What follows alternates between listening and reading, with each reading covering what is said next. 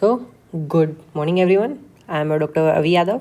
So as you all know कि हम लोग का 10th जनवरी से हम लोग का पूरा कोर्स स्टार्ट होने वाला है यूट्यूब पे। ठीक है, तो जो कि हम लोग NCERT के हिसाब से करने वाले हैं बेसिकली, और उसी के हिसाब से आज हम लोग का पहला लेक्चर है। तो this is your first lecture, और first lecture is basically your first chapter. तो हमारा फर्स्ट चैप्टर है रिप्रोडक्शन इन ऑर्गेनिजम्स। ठीक है, तो इसमें बेसिकली इतना कुछ बड़ा चैप्टर है नहीं आप लोगों के बोर्ड्स के हिसाब से भी ना नीट के हिसाब से भी। तो इसमें सबसे पहले हम लोग देखेंगे कुछ बेसिक टर्म्स। ठीक है, फिर उसके बाद हम देखेंगे रिप्रोडक्शन क्या होता है, फिर कैरेक्टर्स ऑफ रिप्रोडक्शन। तो बेसिकली आपको पहले एक इंट्रो दे देता हूँ मैं कि इंट्रो में आपके में क्या क्या होने वाला है इसमें पूरे चैप्टर में। ठीक है, देखो सबसे पहले हम लोग बेसिक टर्म्स देखेंगे कि हमारा मैक्सिमम लाइफ स्पैन क्या होता है, लाइफ स्पैन क्या होता है, एवरेज लाइफ स्पैन क्या होता है, और ये सब। ठीक है, बेसिक टर्म्स। ठीक है, उसके बाद हम देखेंगे कि रिप्रोडक्शन क्या होता है। Then coming, we will see characteristics. Then we will see the need. Then we will see types. Types में बेसिकली हम लोग उनके ड्रॉबैक्स और वो सब देख लेंगे। ठीक है, बस तो बेसिकली ये हमारा पूरा जो चैप्टर की समरी होने वाली है, ये होने वाली है कि हम लोग सबसे पहले क्या क्या क्या देखने वाले हैं। ठीक है, सबसे पहले हम लोग देखेंगे बेसिक टर्म्स, फिर हम रिप्रोडक्शन के बारे में पढ़ेंगे कि रिप्रोडक्शन क्या होता है, कैसे होता है, ये सब। फिर कैरेक्टरिस्टिक्स, बेसिकली रिप्रोडक्शन की क्या कैरेक्टरिस्टिक्स होते हैं, फिर रिप्रोडक्शन की क्यों नीड पड़ी हमें वो, और फिर टाइप्स ऑफ रिप्रोडक्शन। ठीक है,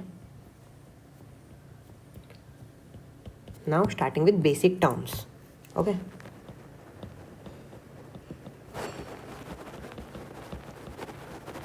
तो सबसे पहले लाइफ स्पैन। बेसिकली NCERT में भी सबसे पहले यही गिवन है कि लाइफ स्पैन। तो लाइफ स्पैन क्या होता है?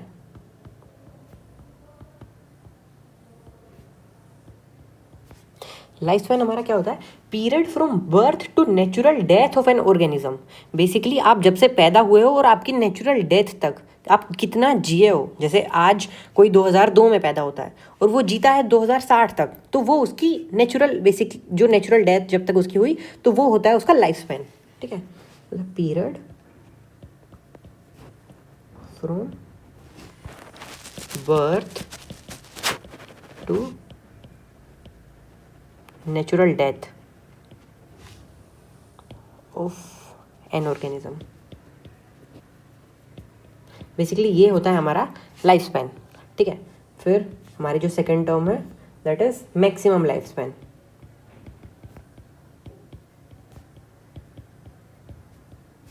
मैक्सिमम लाइफ स्पैन क्या होता है हमारा? Maximum number of years survived by a member of species. मतलब किसी भी एक स्पीशीज के द्वारा मैक्सिमम नंबर ऑफ ईयर्स कितने सर्वाइव किए जा सकें। जैसे अगर कोई इंसान बेसिकली किसी ह्यूमन का अगर देखें, फॉर एग्जाम्पल अगर कोई ह्यूमन 200 ईयर्स तक जिंदा रहता है, तो मतलब मैक्सिमम किसी एक उस स्पीशीज के उस किसी एक इंडिविजुअल ने कितना मैक्सिमम सर्वाइव किया है, वो होता है मैक्सिमम लाइफ स्पैन। ठीक है, maximum life span is maximum number of years survived by a member of a species। ठीक है, ये समझ आ गया आप लोगों को। फिर coming to next term that is हमारी क्या होगी? Average life span.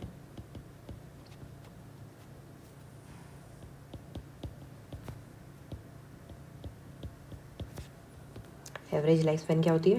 It is average number of years, it is average number of years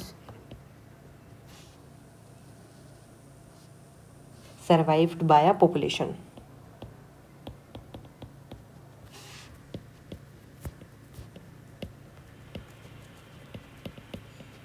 ठीक है, फिर हमारी फोर्थ बेसिक टर्म जो है हमारी that is life expectancy.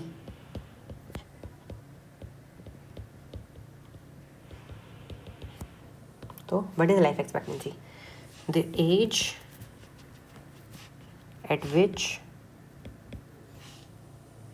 half of the population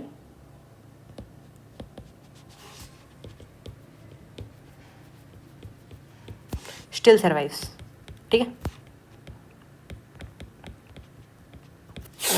तो भाई देखो सिंपल सी बात है, हम लोगों ने पढ़नी थी बेसिक टर्म्स, ठीक है, ये हमारी हो गई बेसिक टर्म्स कि हमारी लाइफ स्पैन क्या होती है।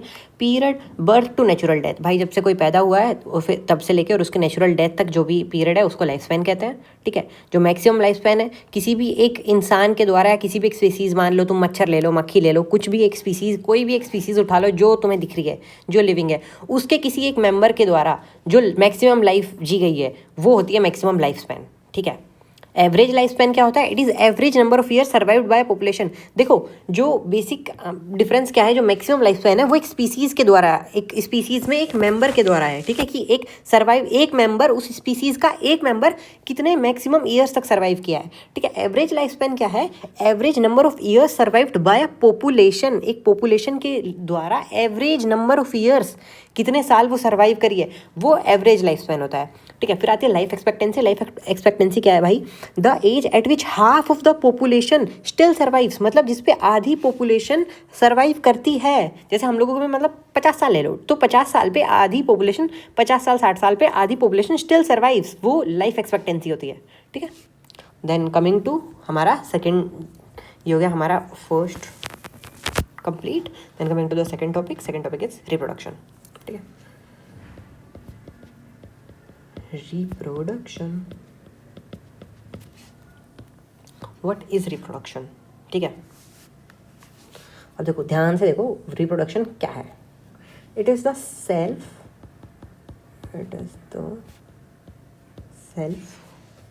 परपेचुएशन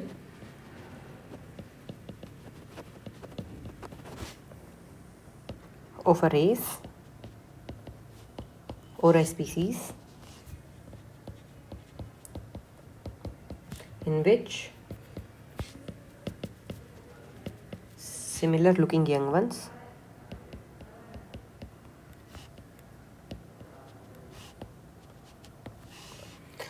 are produced, ठीक है। बेसिकली इसको ऑफस्प्रिंग्स भी बोलते हैं, offsprings bye adult organisms,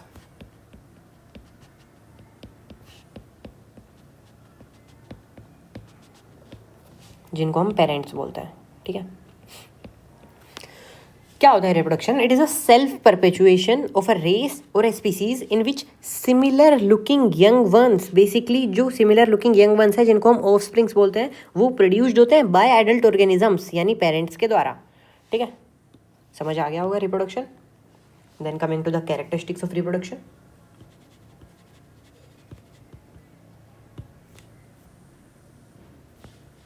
characters of reproduction, ठीक है। पहला कैरेक्टर क्या होगा हमारा बेसिकली रिप्रोडक्शन का? सबसे पहले आएगा DNA replication, okay. Then second character क्या होगा? Cell division, obviously cell divide होंगे ही, तभी तो ग्रोथ होगी भाई, तभी तो नया ऑर्गेनिज्म रिप्रोड्यूस होगा। नए ऑर्गेनिज्म को, नया ऑर्गेनिज्म बनने के लिए क्या चाहिए? सेल्स चाहिए, टिश्यूज चाहिए, फिर उसके अलावा डीएनए रेप्लिकेट होगा, तभी तो डीएनए अगले ऑफस्प्रिंग में जाएगा। उसके बाद क्या चाहिए? ग्रोथ चाहिए। फिर क्या? Formation and development of reproductive units, formation and development of reproductive units, okay. समझ आ गया? ये सब होते हैं हमारे कैरेक्टर्स रिप्रोडक्शन के, ठीक है। देन सबसे इंपॉर्टेंट क्वेश्चन कि हम लोग को नीड क्या है रिप्रोडक्शन की? What is the need of reproduction? पहली जो मेन नीड है, ये भाई जो तुम लोग सोच रहे हो ऐसा सब नहीं ना, पढ़ाई पे ध्यान दो। तो जो मेन नीड है हमारी, to maintain continuity of a species,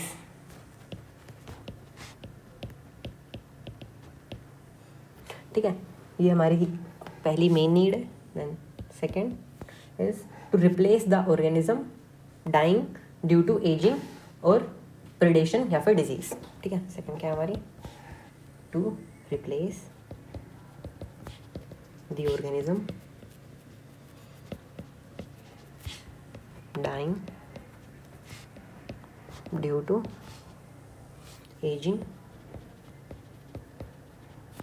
predation या फिर डिजीज। समझ आई बात। और third need of reproduction is to introduce variations, ठीक है, to introduce variations for better adaptability.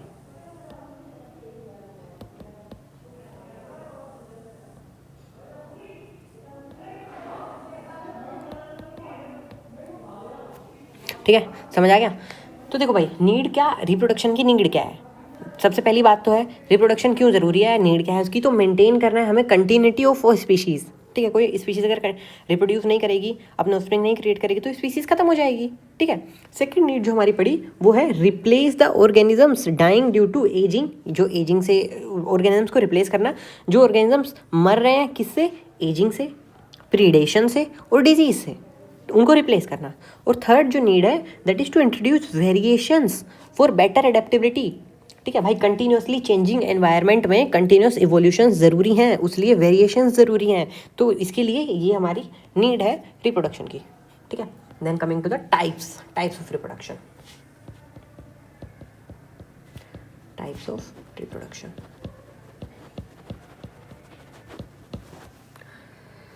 हाँ तो देख भाई ऐसा है, टाइप ऑफ रिप्रोडक्शन में मेन जो टाइप्स हैं एनसीईआरटी में और तुम्हारे लेवल पे 3 टाइप हैं। ठीक है, पहला है sexual reproduction, second asexual reproduction, and जो थर्ड है that is parthenogenesis.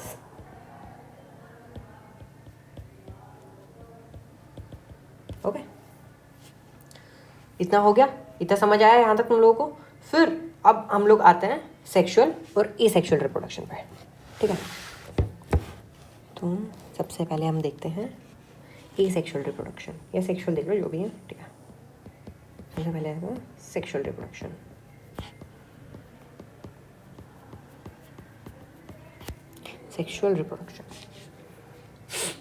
Sexual reproduction usually by parental होता है। बाई पेरेंटल मतलब 2 पेरेंट्स इन्वॉल्व होते हैं। समझ आई बात। फिर उसके अलावा क्या होता है, माइटोसिस और मियोसिस दोनों होते हैं। Mitosis and meiosis both occurs. Then formation of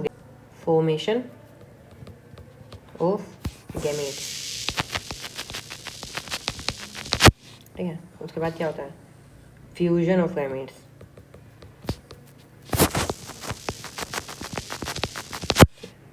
और लास्ट पॉइंट है जो सेक्सुअल रिप्रोडक्शन है that is slow and complex process. भाई स्लो और कॉम्प्लेक्स का बेसिक मेन जो रीज़न है ना वो ये है, अगर तुम समझो तो कि 2 पेरेंट है। ठीक है, 2 पेरेंट हैं, 2 पेरेंट्स आए, 2 पेरेंट्स से हमारे क्या है, गैमीट्स आए। ठीक है, गैमीट्स बने। गैमीट्स कैसे बनते हैं हमारे यहाँ, मियोसिस से। ठीक है, गैमीट्स के बाद दोनों गैमीट्स का फ्यूजन होगा। ठीक है, फ्यूज़ हुए, फिर जायगोट बना। जायगोट के बाद हमारे उसमें डिविजन्स हुए। ठीक है, ये ह्यूमन रिप्रोडक्शन का बता रहा हूँ तुम्हें कि ह्यूमंस का कैसे होता है। ठीक है, डिवीजन होने के बाद फिर हमारा क्या बना, फिर हमारा बना फिटस। ठीक है, तो दिस इज स्लो भाई, इसमें टाइम लगता है। ह्यूमन का भी अगर तुम देखोगे तो ये बेसिकली 9 months एंड 7 days का जेस्टेशन पीरियड होता है। 9 months and 7 days gestation period है ये ह्यूमन का, समझ रहे हो। तो इसलिए ये स्लो एंड कॉम्प्लेक्स प्रोसेस है। Then coming to asexual reproduction. Asexual reproduction,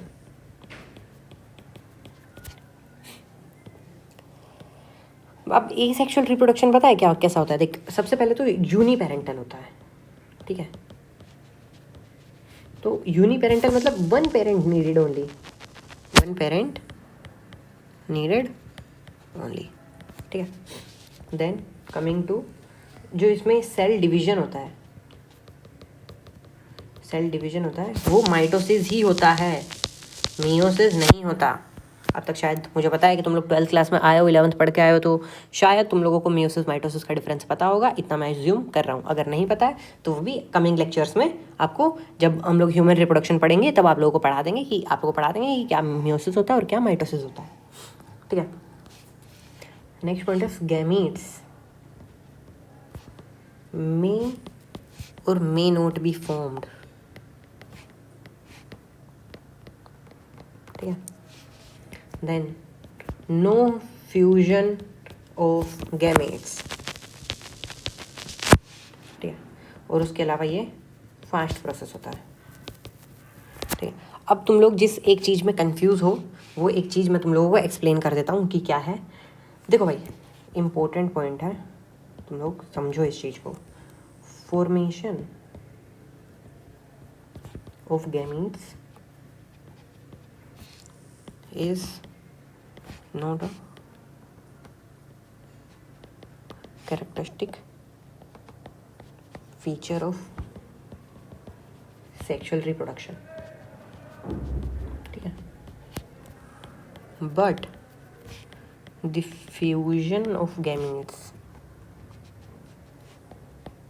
is a characteristic feature of sexual reproduction. ठीक है, समझ रहे हो अब तुम। अब इसमें समझने वाली चीज़ ये है कि भाई formation of gamete is not a characteristic feature of sexual reproduction. Gametes का केवल फॉर्मेशन कैरेक्टरिस्टिक फीचर नहीं है सेक्सुअल रिप्रोडक्शन का, बल्कि fusion of gametes is a characteristic feature of sexual reproduction. ठीक है, तो ये इंपॉर्टेंट चीज़ थी जो तुम लोगों को पता होनी चाहिए थी। देन कमिंग टू द, अब ड्रॉबैक्स देख लेते हैं। अभी हम लोगों ने ये पार्थिनोजेनेसिस हम लोग लास्ट में देखेंगे। ठीक है, पहले हम लोग सेक्सुअल एसेक्सुअल कंप्लीट कर लेते हैं। पार्थिनोजेनेसिस तुम लोगों को बता दूंगा मैं, छोटा सा टॉपिक है, समझ जाओगे। अब पहले सेक्सुअल एसेक्सुअल कंप्लीट कर लेते हैं। ये हमारा हो गया sexual reproduction, asexual reproduction. Then coming to drawbacks of the asexual and sexual reproduction.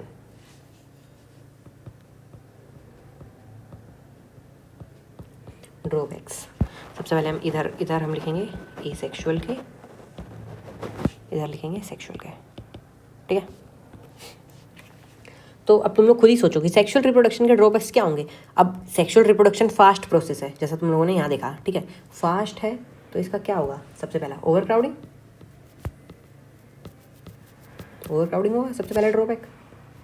दूसरा ड्रॉबैक क्या होगा इसका, no variation. No variation and no evolution. ठीक है भाई, इवोल्यूशन होगा कैसे, जब फ्यूज़न ऑफ गैमीट्स ही नहीं हो रहा है, जब गैमीट्स फ्यूज़ ही नहीं हो रहा है। यहाँ तुम लोग देखो ऊपर, जब गैमीट्स, ये है हमने लिखा है नो फ्यूजन ऑफ गैमीट्स, जब गैमीट्स फ्यूज़ ही नहीं हो रहे हैं तो भाई कैसे इवोल्यूशन होगा। गैमीट्स जब फ्यूज़ होते हैं, जब जैसे ये मेल गैमेट है, ये फीमेल गैमेट है, जब ये डिवाइड होंगे तभी तो प्रोजेनी बनेगी।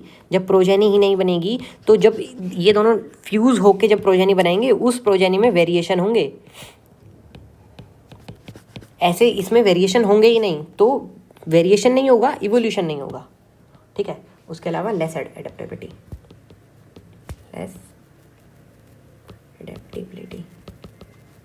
लेस एडेप्टिव, या इसका कंसेप्ट मैंने तुम लोगों को यहाँ ऊपर बताया ही था। ठीक है, कि जब गैमेट्स फ्यूज़ होंगे, ठीक है, जब फ्यूजन होगा तो एडेप्टिबिलिटी बेसिकली इंक्रीज हो जाती है। क्यों, क्योंकि इवोल्यूशन होता है, हम इन्वायरमेंट के अकॉर्डिंग फ्यूज़ करते हैं, इन्वायरमेंट के अकॉर्डिंग हम लोग देखते हैं कि क्या इन्वायरमेंट में चेंजेस है। इन्वायरमेंटल चेंजेस को बेसिकली सर्वाइव करने के लिए एडेप्टिबिलिटी इंपॉर्टेंट है, तो लेस एडेप्टिबिलिटी होती है इनमें। सेक्सुअल का बेसिकली एज सच कोई ड्रॉबैक है नहीं। ठीक है, and it's a better, hence it's a better mode of reproduction। ठीक है, ये हमारे हो गए ड्रॉबैक्स, हम लोगों ने ड्रॉबैक्स पढ़ लिए। देन अब तुम लोग आ जाओ, तुम लोग को एक अच्छा चार्ट बना के देता हूँ मैं, जो तुम्हारे काम आने वाला है काफ़ी। बेसिकली कुछ इस चैप्टर में तुम कुछ देखो नहीं देखो भाई, ये चार्ट निकाल लो, इसमें से एकदम अपने किसी एक पेपर पे लिख लो और उस पेपर को अपनी डेस्क के सामने चिपका लो। ये चार्ट इंपॉर्टेंट है एसेक्सुअल रिप्रोडक्शन का। एसेक्सुअल रिप्रोडक्शन, ठीक है, ए सेक्शन रिप्रोडक्शन के यार तुम लोग टाइप्स अगर आप पढ़ोगे ना तो इसमें सबसे पहले होता है फिजन, ठीक है।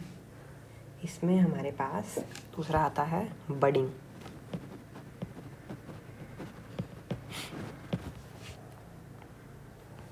तीसरा हमारे पास आता है फ्रेगमेंटेशन।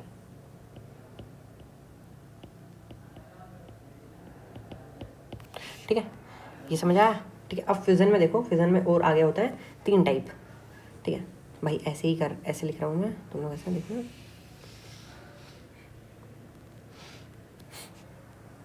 सबसे पहले क्या आएगा? Binary fission. Binary fission, binary fission क्या होता है हमारा? सिंपल होता है, सिंपल होगा, लॉन्गिट्यूडनल होगा,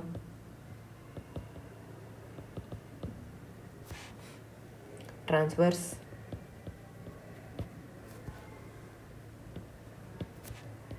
और ओब्लिक।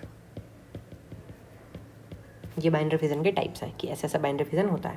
ठीक है, फिर then coming to next is क्या है? Multiple fission.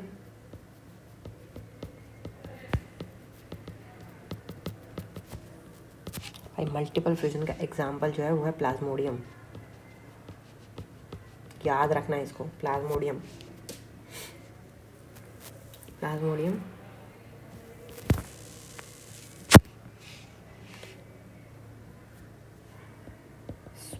स्पोरोगेमी शो करता है एंड स्काइजोगेमी। स्काइजोगेमी ये शो करता है ह्यूमंस में, और स्पोरोगेमी बेसिकली ये शो करता है मॉस्किटोज में। ठीक है, then coming to the next is, ये हो गया। देन बडिंग में, budding is also of 2 types, exogenous and endogenous.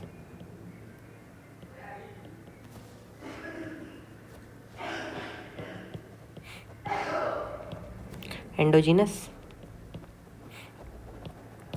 ठीक है, ये हो गया इतना। Then coming to the fragmentation. Fragmentation में सबसे पहले क्या आएगा? Regeneration.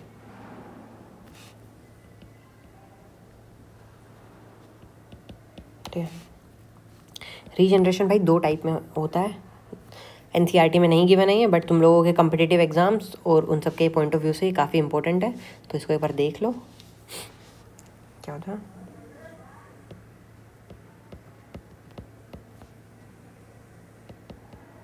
मोर्फोलेक्सिस and एपिमोर्फोसिस।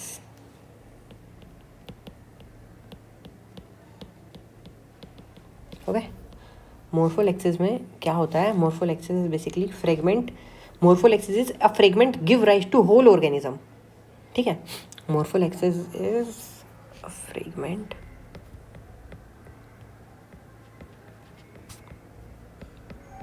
Give rise to whole organism. समझे? Then coming to the epimorphosis. Epimorphosis में क्या होता है? एपिमोर्फोसिस में भी आगे 2 टाइप होता है। तो कमिंग टू दिस, एपिमोर्फोसिस में 2 टाइप्स हैं। क्या क्या हैं वो हम लोग देख लेते हैं एक बार। Restorative, restorative and reparative. ठीक है, रिस्टोरेटिव में क्या होता है? बेसिकली रिस्टोर होता है, जो लोस्ट पार्ट होता है ना वो फॉर्म होता है। ठीक है, तो रिस्टोरेटिव में जैसे हम लोग देखते हैं कि लिजार्ड की टेल, लिजर्ड टेल, भाई छिपकली की पूंछ कट जाती है तो नई पूंछ आ जाती है ना कुछ दिनों में, तो ये रिस्टोरेटिव वाला है। Lost part is basically, lost part is restored. ठीक है, या जैसे इसका एक और एग्जांपल है आर्म ऑफ स्टारफिश। ठीक है, स्टारफिश का भी अगर कोई आर्म कट जाता है तो वो रिस्टोर कर लेती है उसको, ये होता है restorative. Then coming to the reparative, in reparatives we have example is liver. ठीक है, ह्यूमन लीवर में ऐसा होता है कि अगर आपका लिवर में बेसिकली हमारे 2 लोब्स होते हैं। अगर आपका एक लोब अगर ख़राब भी होगा या एक लोब आपने डोनेट भी कर दिया या लिवर का कुछ पोर्शन अगर आपने डोनेट कर दिया, तो बाकी के जो सेल्स हैं वो टेक ओवर कर लेते हैं या रिपेयर कर लेते हैं उस पार्ट को। अगर मान लो ये मेरा लीवर है, ठीक है, अब अल्कोहल पीने की वजह से या किसी भी रीज़न से मान लो मेरा ये पार्ट ख़राब हो गया लीवर का। भाई मैं तो नहीं पीता हूँ, बट तुम लोगों में से बहुत सारे लोग पीते होंगे, या मान लो कोई भी पीता है, तो ये पार्ट ख़राब हो गया लीवर का, मान लो इतना पार्ट। तो वट लिवर डोज कि इसको रिपेयर कर लेता है लिवर, ठीक है, इसको रिपेयर करके वापस से ऐसा बना देगा। समझे तुम लोग? तो this is reparative part of liver, ठीक है। इसका एग्जांपल हो गया हमारा लिवर। देन उसके बाद हम लोग आते हैं किस पे? ये हमारा है भाई, ये हमारा जो चार्ट है ना, ये बहुत इंपॉर्टेंट चार्ट है। ये तुम लोग देख लो, याद कर लो, और इसके एग्जाम्पल्स ऐसे ऐसे याद कर लेना, ठीक है। अब आते हैं हम लोग सेक्शुअल रिप्रोडक्शन पे। ये हो गया हमारा asexual reproduction, then coming to sexual reproduction. चलो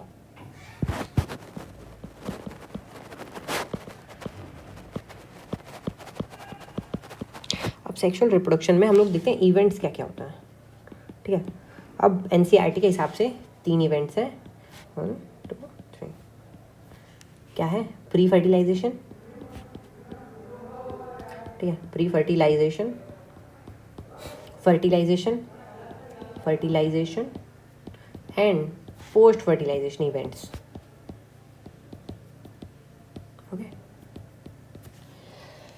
तो अब इनमें क्या क्या आता है इवेंट्स में, ये हम लोग देख लेते हैं। कि सबसे पहले प्री फर्टिलाइजेशन।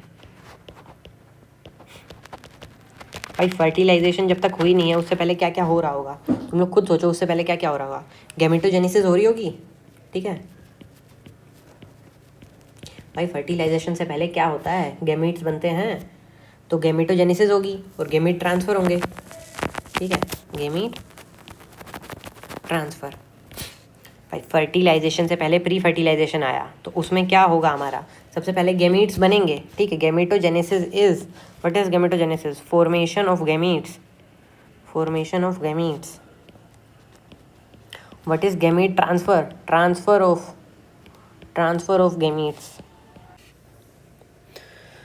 तो भाई अब अगर गैमेटोजेनेसिस को ही देखें, जैसे गैमेटोजेनेसिस क्या है, तो पहले फॉर्मेशन ऑफ गैमीट्स तो ठीक है, अब ये तो ठीक है, समझ आया। अब इसके बारे में थोड़ा और देख लो डिटेल में। गैमेटोजेनेसिस, ठीक है, तो क्या है ये? Formation of haploid gametes from diploid gametogonia. Gametogonia बोल लो, या फिर तुम इसको प्राइमोडियल जर्म सेल बोल लो, प्राइमोडियल जर्म सेल, ठीक है। यह है समझ तुम लोगों को? तो ये हमारा हो गया प्री फर्टिलाइजेशन इवेंट, ठीक है, ये हमारा प्री फर्टिलाइजेशन इवेंट हो गया। Then coming to the fertilization. यार फर्टिलाइजेशन क्या है बेसिकली? अगर एक सिंपल टर्म में अगर मैं एक्सप्लेन करूँ तो क्या, सिनगैमी, बेसिकली दोनों सिनोनिमस टर्म्स ही हैं, ठीक है। Syngamy basically fusion of gametes, और उसके वो मतलब फ्यूजन ऑफ जो गैमीट्स होती है, तो that is known as fertilization, ठीक है। Then coming to the post fertilization. Post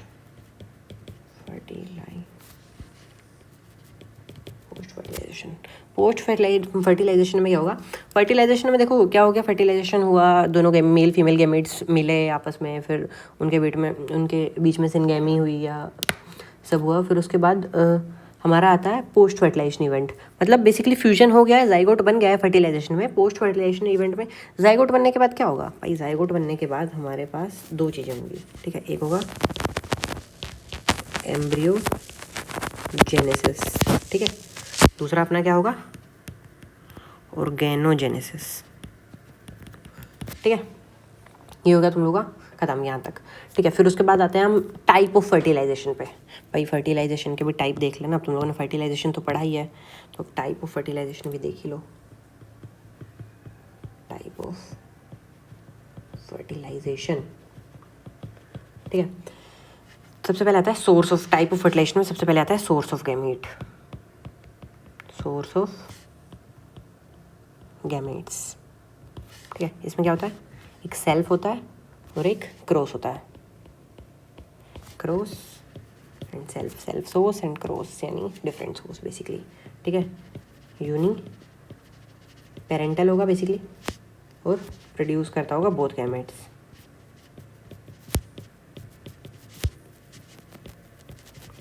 ठीक है यार, सेल्फ में क्या होता है ना कि यूनी पेरेंटल होता है यानी सिंगल पेरेंट इन्वॉल्व होता है और ये प्रोड्यूस करता है बोथ गैमेट्स को, ठीक है। क्रॉस यानी बाई पेरेंटल होगा, बाई पेरेंटल मतलब दो पेरेंट्स, बेसिकली दो पेरेंट्स होंगे, ठीक है, और अलग अलग गैमेट्स बना रहे होंगे, मतलब male, basically male and female अलग अलग होंगे तो और अलग अलग गैमेट्स बना रहे होंगे, ठीक है।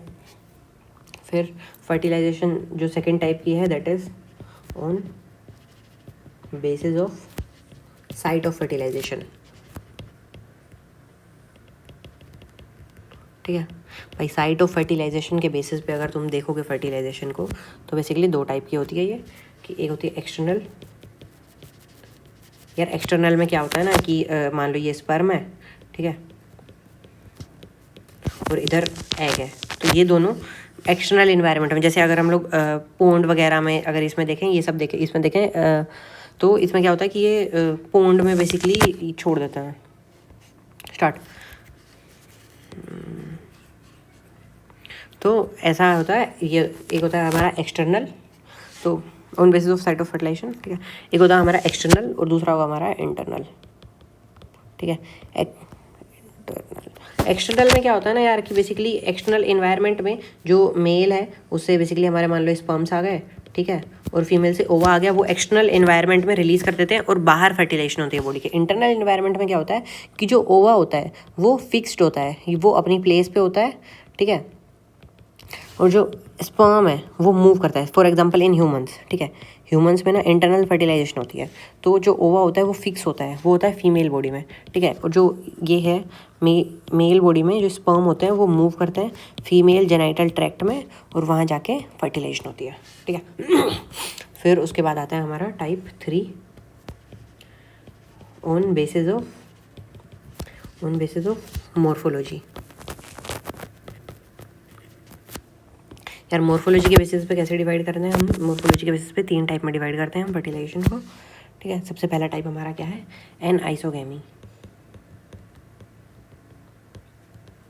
ठीक है। इसमें क्या होता है, जो फीमेल और जो मेल का जो स्ट्रक्चरल सिमिलरेंस होता है और फिजियोलॉजिकली डिफरेंट होता है, ठीक है। Female and male structurally similar and physiologically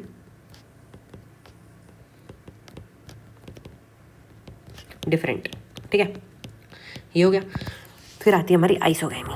isogamy में क्या होता है ना, आइसोगैमी में जो मेल और फीमेल है बेसिकली डिफरेंट होते हैं बोथ कंडीशंस में, ठीक है। Male and female different, male and female gametes की बात हो रही है, male and female different in both conditions, ठीक है। Then coming to oogammy। oogammy में क्या होता है यार, जो मेल का जो गैमेट होता है ना वो होता है स्मॉल, ठीक है, जो फीमेल का गैमेट होता है ना वो होता है लार्ज। यार अब आई एम एज्यूमिंग दिस कि तुम लोगों को ये पता होगा कि ये जो सिंबल है ये फीमेल के लिए होता है, ठीक है, ये फीमेल के लिए होता है, ये मेल के लिए होता है। चलो ठीक है, ये हो गया। अब उसके बाद ये हो गया हमारा यहाँ तक सेक्सुअल रिप्रोडक्शन, सेक्सुअल रिप्रोडक्शन यहाँ तक हो गया हमारा complete. Then now coming to parthenogenesis, last topic है, देख लो।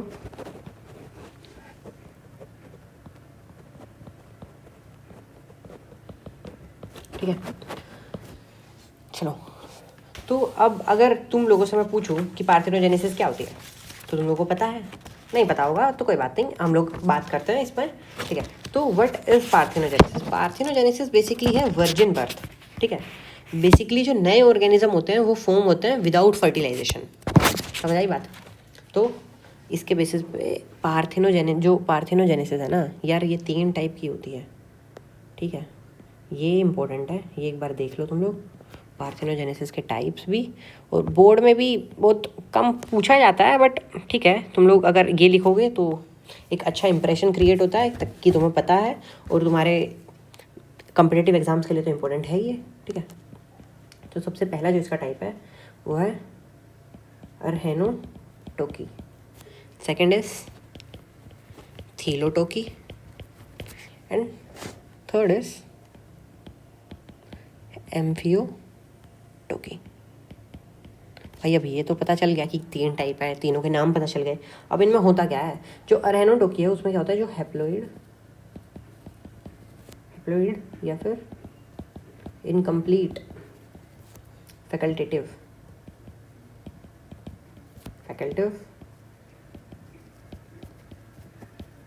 पार्थिनोजेनेसिस होती है। ठीक है, थीलोटोकी में डिप्लॉइड, कंप्लीट या फिर ओब्लिगेटरी पार्थिनोजेनेसिस। और एम्फिटोकी में क्या होता है हमारा, both male and female can be produced. ठीक है भाई, अब इनके एग्जाम्पल्स इंपॉर्टेंट है, इनके एग्जाम्पल्स एक बार देख लो। ठीक है, उसमें है, देखो सबसे पहला अगर तुम्हारा देखें कि अरहेनोटोकी में क्या है कि एग्जाम्पल अरहेनोटोकी का मोस्ट ऑफ इंसेक्ट्स हैं। ठीक है, मोस्ट ऑफ इंसेक्ट्स जैसे हनी बी में यही होती है। ठीक है, वास्प, रोटीफोर्स एंड टर्की। ठीक है, देन कमिंग टू थीलोटोकी, इसके एग्जाम्पल्स हैं, इसमें भी रोटीफर्स इसमें भी आता है।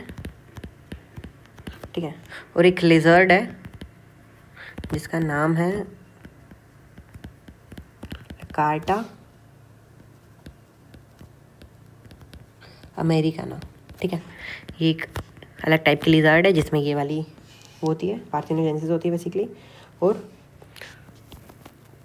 स्नेक्स में भी कौन सा, टाइफ्लोप्स। ठीक है, और भाई इसका एग्जांपल है एम्फियोटोकी का एफाइड्स। एक दो और इम्पोर्टेंट पॉइंट है, जैसे अगर तुम थीलोटोकी में देखो कि थीलोटोकी इसमें क्या होती है ना कि only diploid females are produced. ठीक है, और इसमें अरहेनोटोकी में क्या है, ऐसा ही सेम पॉइंट कि only males are produced, only haploid mails.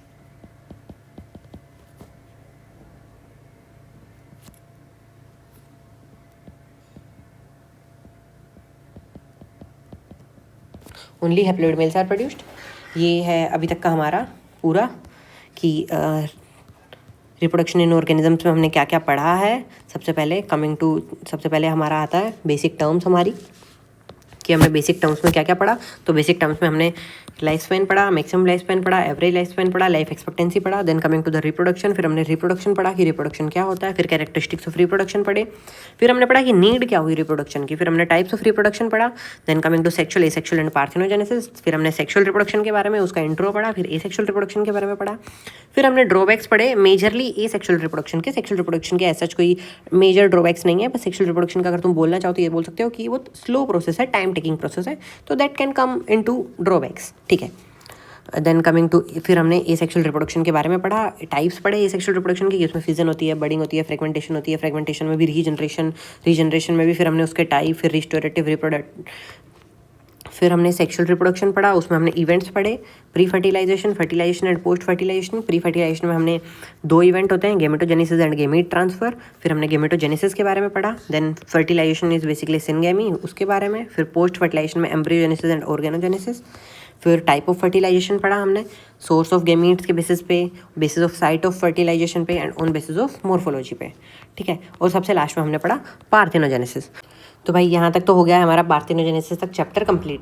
अब यार कुछ इंपॉर्टेंट चीज़ें हैं जो तुम लोग लिख लो, बेसिकली तुम्हारे 12th बोर्ड के पॉइंट ऑफ व्यू से काफ़ी इंपॉर्टेंट हैं और तुम्हारे कम्पिटिटिव एग्जाम्स के हिसाब से भी इंपॉर्टेंट हैं ही। तो सबसे पहला जो एक पॉइंट है दैट इज़ अमीबा या फिर पैरामीशियम। भाई ये करता है बाइनरी फिजन। ठीक है, ये दे रखा है, एनसीईआरटी में भी दे रखा है, बट ये भी तुम लोग लिख लो, किसी एक पेपर पे लिख लोगे तो ज़्यादा अच्छे से याद रहेगा, ठीक है। फिर आता है हमारा ईस्ट और हाइड्रा जो करता है हमारा बडिंग, ठीक है। देन पेनिसिलम जो हमारा रिप्रोड्यूस करता है कोनिडिया फॉर्म करके। Then sponge, headforms, gemmules. Gemmules क्या होते हैं भाई? इंटरनल बर्ड्स होती हैं, ठीक है। बडिंग में क्या होती है? जो बर्ड होती है, जैसे ये कोई भी मेन प्लांट बॉडी है, इसे ये बडिंग, ये अगर कोई बर्ड बाहर की तरफ निकलती है तो ये बडिंग होती है, और अगर अंदर की तरफ निकलेगी तो इसको बोलते हैं हम जेम्यूल्स, ठीक है। फिर आता है हमारा फिफ्थ क्लेमाइडोमोनास, ये हमारा फॉर्म करता है ज़ूस्पोर्स, ठीक है। फिर यार कुछ चीज़ें हैं जो और एनसीईआरटी में दे रखी है जो कि इम्पोर्टेंट है, देख लो एक बार। जो आईज होती हैं वो होती हैं पोटैटो में, ये कई बार एमसीक्यू क्वेश्चंस में आ जाता है, eyes in potato. Then rhizome किस में होता है? Rhizome in ginger, bulbil in bulbil of agave, leaf buds of Bryophyllum. Basically इसमें नोचेस से होता है, नोचेस ऑफ लीफ, ठीक है। Then coming to the 10th is offsets of water,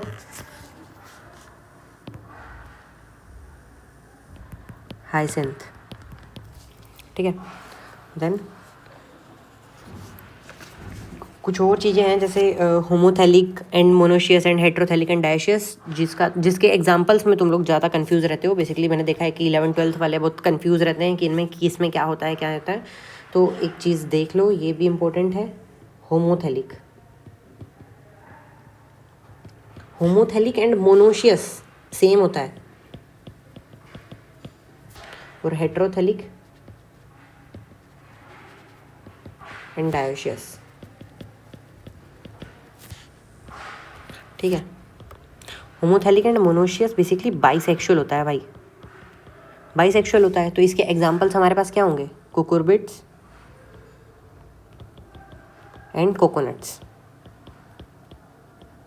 ये हमारा होता है heterothallicious and dioecious. Heterothallic and dioecious are heterothallic and dioecious, ये हमारे होते हैं यूनिसेक्सुअल, ठीक है। और इसका एग्जाम्पल भाई, जो मोस्ट इंपॉर्टेंट एग्जाम्पल है दैट इज पपाया, बहुत बार पूछा जाता है, and date palm. So guys बस अभी के लिए फ़िलहाल इतना ही। इतने में ये चैप्टर हमारा कंप्लीट कवर हो गया है, हमारा बोथ पॉइंट ऑफ व्यू से, हमारा नीट परस्पेक्टिव से भी और हमारा बेसिकली 12th बोर्ड के हिसाब से भी, ठीक है। 12th सीबीएसई बोर्ड में भी बस इससे ज़्यादा कुछ नहीं पूछा जा सकता इस चैप्टर से। और फॉर ऐसी एक्साइटिंग वीडियोज़ और ऐसी हेल्पफुल वीडियोज़ के लिए हम लोग को सब्सक्राइब कर लें, and please let us know in comments कि हम लोग क्या और इम्प्रूव कर सकते हैं, क्या और आपको अच्छे से पढ़ा सकते हैं।